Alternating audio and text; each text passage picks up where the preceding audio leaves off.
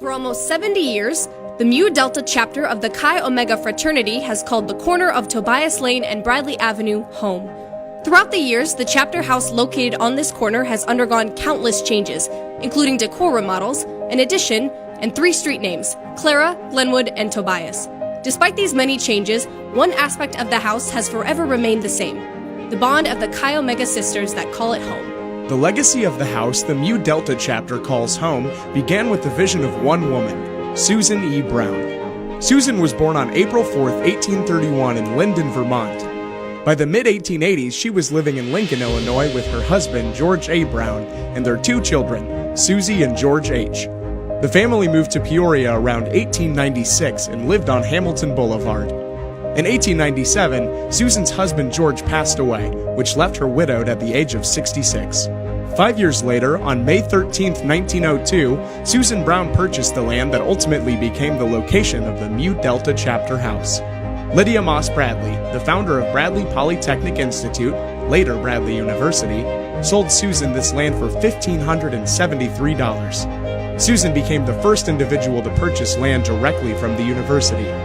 On the land, Susan planned to build a single-family home.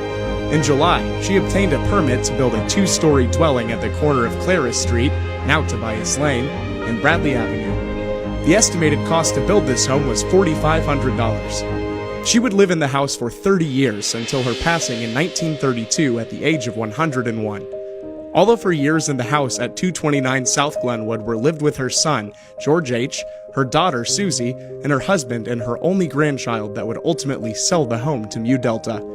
Sadly, Susan's son, George H., would die in 1912 while the family was living in the house. He never married and is buried with his parents at Springdale Cemetery.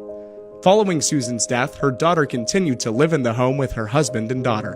In 1916, the now 85-year-old Susan Brown resided at her home near Bradley's campus.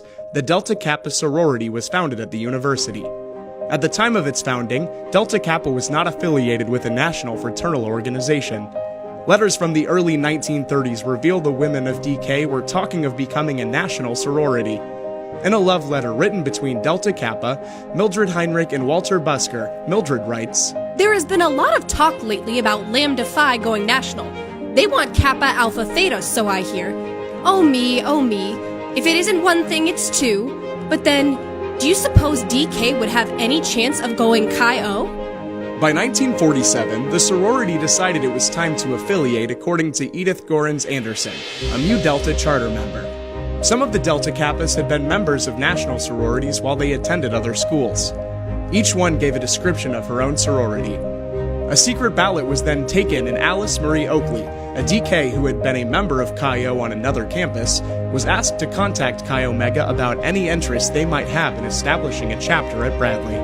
In the following weeks, Edith said that many letters flew back and forth between Alice and the National Chi Omega president, Mary Love Collins. The members of Delta Kappa anxiously waited for an answer. During this process, the sorority members were held to secrecy. In fact, neither their boyfriends nor their parents knew anything that they were planning.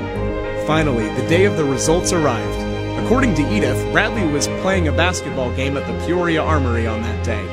The girls devised a plan. If Alice received an answer from Chi Omega, she would page the faculty advisor at the game. During the game, the women heard their advisor's name over the speaker. They rushed to the DK house to discover their fate.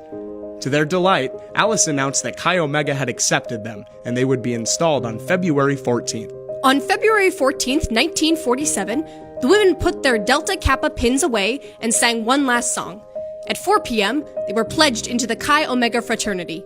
Later that night, at 8 p.m., the official installation and initiation ceremonies took place. Upon conclusion of the ceremonies, 63 women entered the sisterhood, making Mu Delta the 99th chapter of the Chi Omega fraternity. This event made Chi Omega the first national women's organization to enter Bradley University. To celebrate this accomplishment, the newly initiated Chi Omega members held a banquet at the Pierre Marquette Hotel, which over 300 guests attended. 2 months later, in April of 1947, 99 Delta Kappa alumni were initiated into the Mu Delta chapter at a ceremony held at the Peoria Country Club. 27 years later, in February of 1974, 8 more Delta Kappa women who were unable to attend the original ceremonies in 1947 were initiated into the Chi Omega Sisterhood by special permission of national headquarters. At the time of the Chi Omega charter installation in 1947, Delta Kappa owned a small house located at 221 South Glenwood Avenue. It would have been located near Bradley Hall. The DKs purchased this house in 1938, making it the first sorority on campus to buy a house. As reported in a newspaper article from April 14, 1938, DK hearts are light once again as that sorority has announced the purchase of a new chapter house at 221 South Glenwood Avenue. DKs are the first sorority on the campus to become incorporated and buying a house. This house held between 7 and 8 women.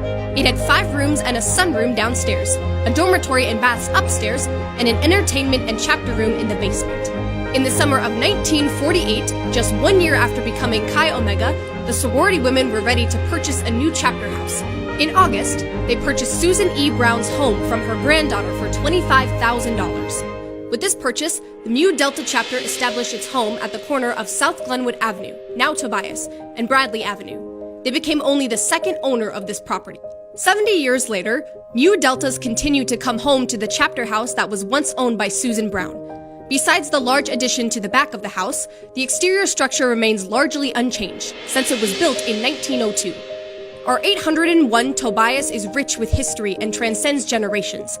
It is linked to the sisterly bond of the women who founded Delta Kappa and to the house Susan E. Brown built in 1902. To the Mu Deltas, the chapter house is more than just a structure. It is a home where they shared some of their most precious memories with their sisters. Whether the memory is running home on a bid day, becoming a big sis, or participating in initiation, this very special house has touched the lives of each Mu Delta, from 1947 until today.